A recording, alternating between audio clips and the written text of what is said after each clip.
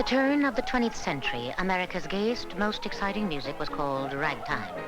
It turned the energy and will of America into a national folk expression.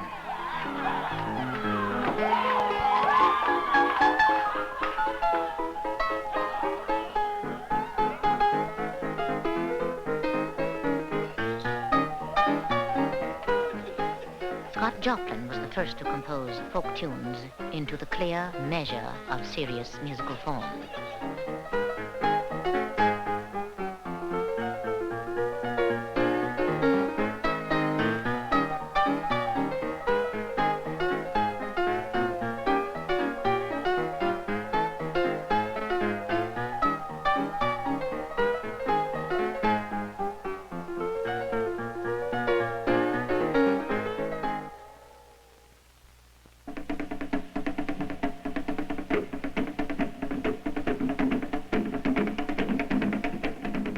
African music was highly sophisticated in its use of polyrhythms.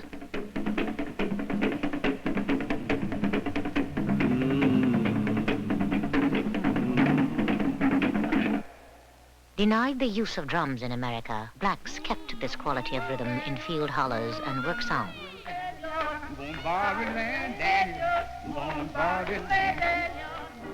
For the world and for you and for me.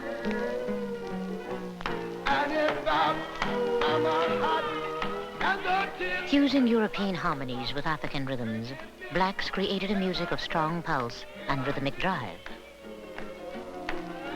After the Civil War, river cities became centers of musical development for blacks.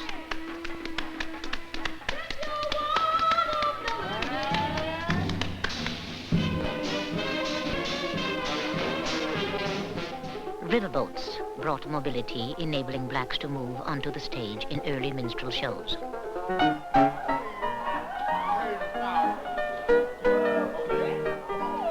With the turn of the century, many musicians worked sporting houses of the red light district, the only place their music was accepted.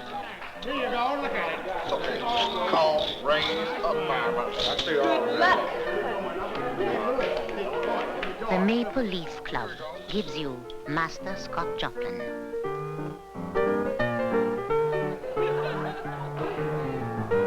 Oh man, there goes the rent.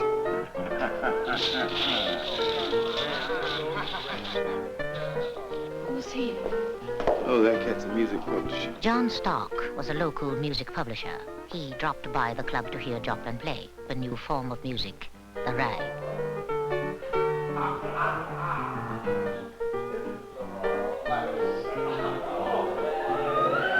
He was overwhelmed by the freshness and quality of the music.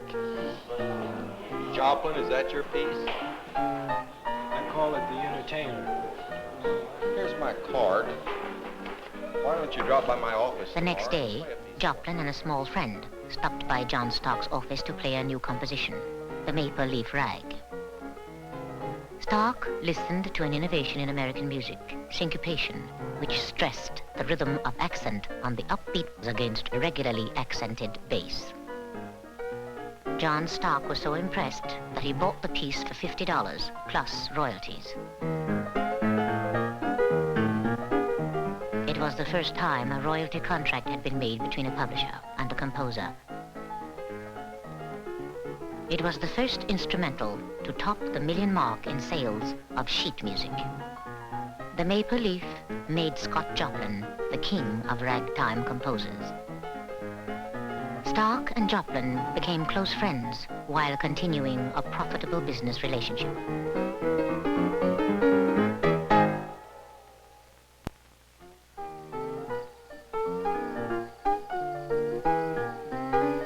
Joplin lived in the Midwest Railroad Center of Sedalia, Missouri. Young Scott enjoyed an intensely musical home life, taking up piano at age 7. By 11, a local German piano teacher offered him free instruction.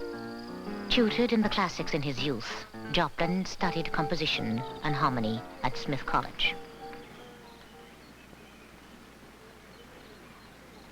Joplin's father was an ex-slave from North Carolina. His mother was born in Kentucky. All right, Captain, one line back. Oh, right there. Get the big ball. Joplin left home at 14, working as an itinerant pianist throughout Texas, Louisiana, and the Mississippi and Ohio River valleys, where folk ragtime was being born.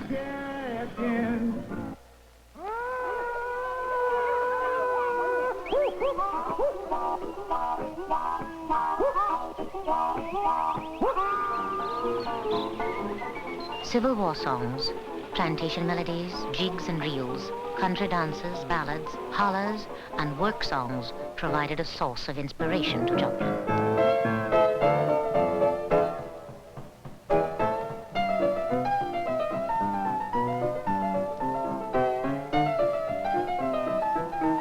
The cakewalk, the flamboyant dance, was a takeoff on the high manners of the white folks in the plantation estates.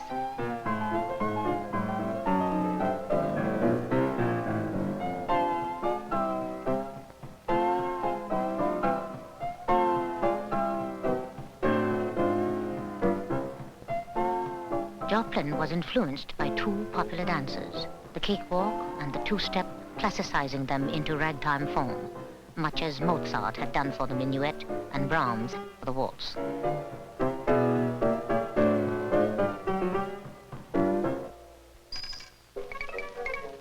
In 1896, the cakewalk leapt into the national spotlight and was adopted by fashionable white society. Riding in on the cakewalk, ragtime was an overnight national sensation, creating that period of American culture called the Gay 90s.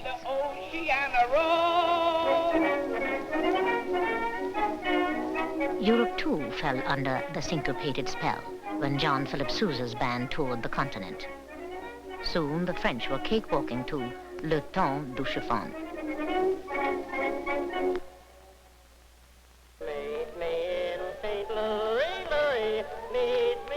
The World's Fair of 1904 was held in St. Louis. Boys, join the body and act the same way I'd expect you to act in a football game. Don't flinch, don't foul, and hit the line hard.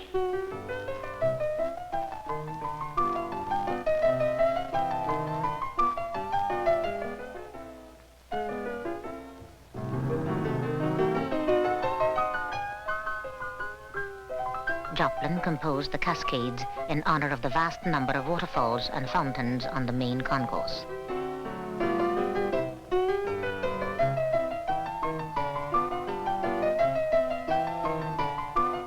Segregated and far from the concourse with his people, Joplin realized theirs was a far different story. He had a vision: to tell the story of his people and expand ragtime into a more serious musical form, opera. Meanwhile, Stark had opened a successful new office in St. Louis. Joplin told him of his idea. Stark was uncertain of the financial prospect for such a venture.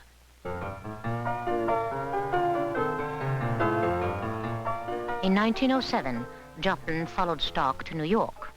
Joplin now began a drive for ragtime classicism. His royalty arrangements allowed him to establish a new life, teaching and composing at home with his wife, Lottie. Joplin composed an opera, Trementia. The theme he envisioned lifted the American blacks to enlightenment through education. Meanwhile, Tin Pan Alley imitators copied his music. Competition became stiff as publishers, including Stark, were no longer willing to give royalties. In 1909, Joplin and Stark had a falling out. Stark saw no market for Joplin's new opera.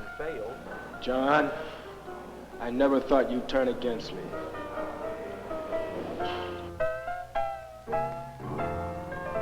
Joplin did publish Trementia himself. He spent all of his money staging a rehearsal for potential backers, but they were not ready for it. Blacks could not relate to the opera form, and the whites could not identify with the story message.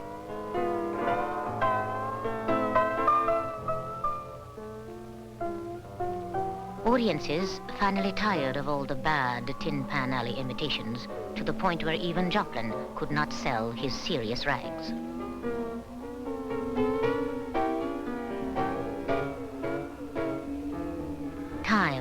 Janis Joplin. He was to die at 48 from advanced stages of a disease contracted in his youth.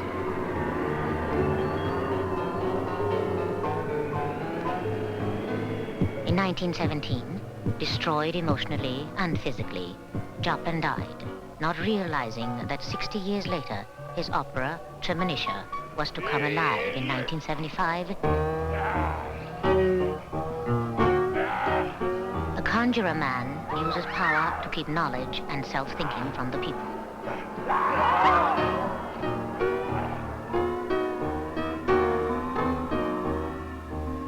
Tremonisha, Joplin's heroine, banishes evil and superstition through an education bringing enlightenment to all.